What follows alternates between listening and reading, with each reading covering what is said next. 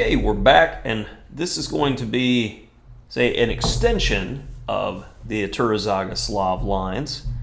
And this time we are going to give a direct transposition back into mainline Slav, because there are differences between bishop e7 and bishop d6, and when this rook g1 idea is optimal.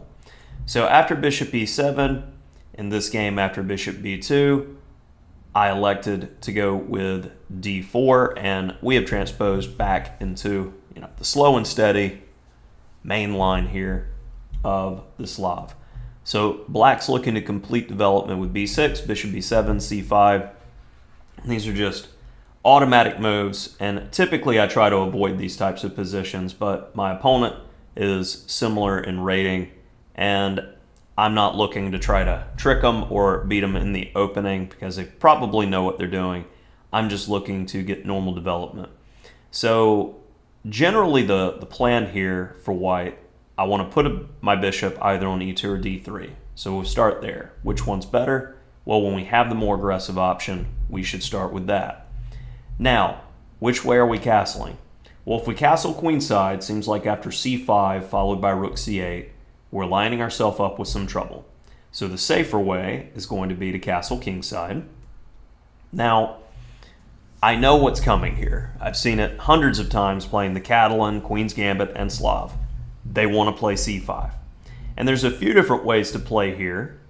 Probably the best is rook a to d1, because this rook is typically needed to support the f-pawn and potentially lift for an attack. That's more than likely the optimal way to play. But I see the x-ray, and I'm like, okay, I'm just going to test. I'm going to go queen e2 in this situation. My opponent played the natural move, c5, and I've seen this time and time and time again in my students' games where they get confused in this position. And typically confusion just really encourages errors. And generally the rule here, I like to call it the rule of 4. Anytime you see this, if you have the opportunity to capture, you should. Because it gives the opponent more room to go wrong. Because there's only one way to capture properly here. I capture on d5 first. I didn't want to capture on c5 because that encourages black to play knight takes c5, and I don't want to lose the bishop pair in the open position. So when I play c takes d5, from a practical perspective, this is an excellent move because black has multiple ways to go wrong here.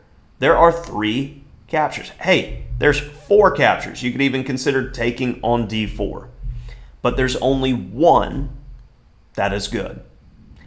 And we'll see that the opponent chose poorly here as a 2400 rated player, and the game was one-sided after that. So understanding this concept of the rule of 4 is why I'm showing you this video. I've got a student who's 1700 who's messed this up in multiple games. And he's probably watching this video right now going, you're talking about me. Yes, I am. Fix it. So at this point, let's go through the options and understand why one capture is the best. And see if you pick the right one if you're playing the home game. So if c takes d4, well, this isn't going to help you too much. I'm going to take back with the knight to make sure I don't have an isolated pawn. And if knight takes d5, we'll go ahead and clip. And needs to be understood that bishop takes d5 is met by bishop a6, which is quite annoying, and knight b5. It's really no good way for black to handle this. And if rook b8, we have either rook a, see probably rook fd1 followed by e4, and this just looks monstrous for white. So if e takes d5, knight f5, and this is already highly annoying due to this tactic with knight takes g7.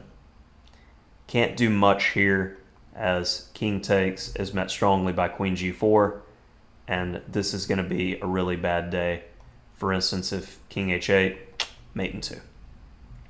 So knowing some of these tactical themes, this knight takes g7 idea is absolutely killer. So c takes d4 is out.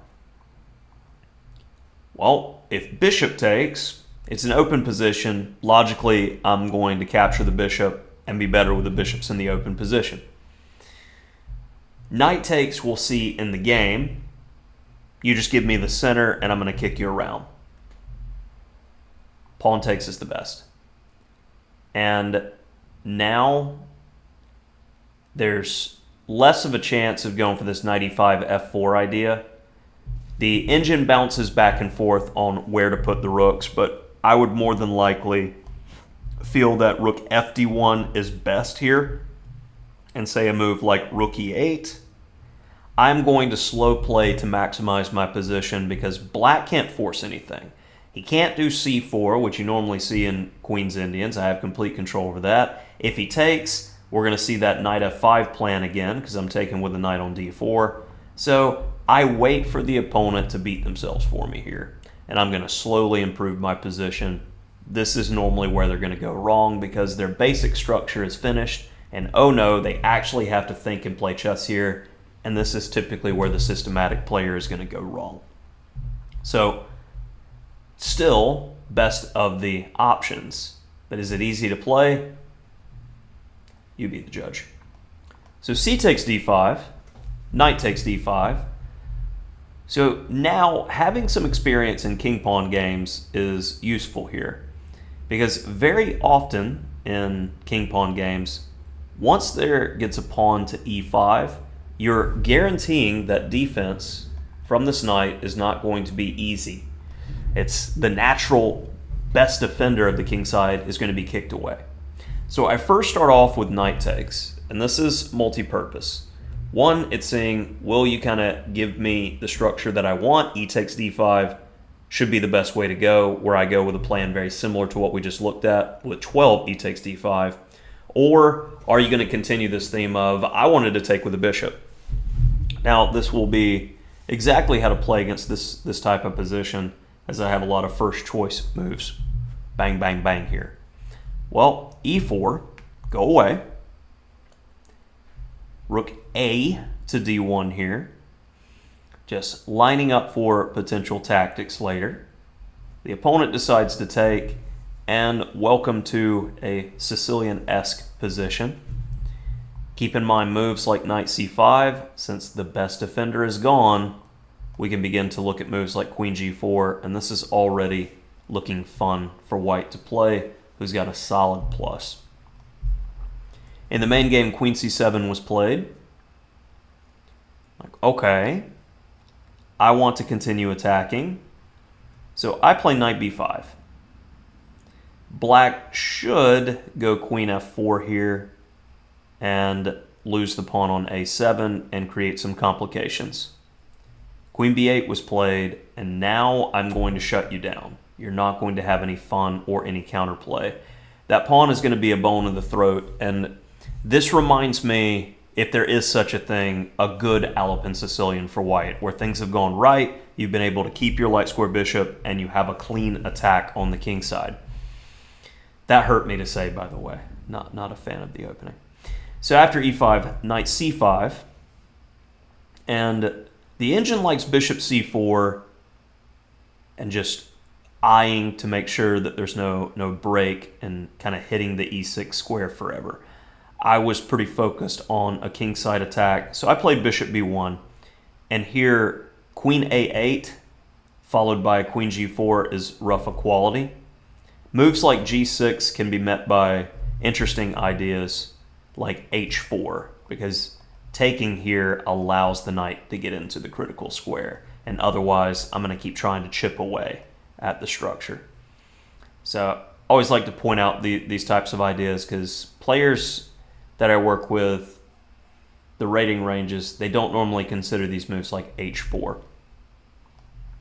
But after bishop b1, my opponent played a natural move, rook fd8, and the evaluation went from roughly equal, if black found proper continuation there, to black is pretty much busted. Now, see if you can find best play here for white. What would you do? Right. Well, I was very encouraged to come right into d6, and after takes,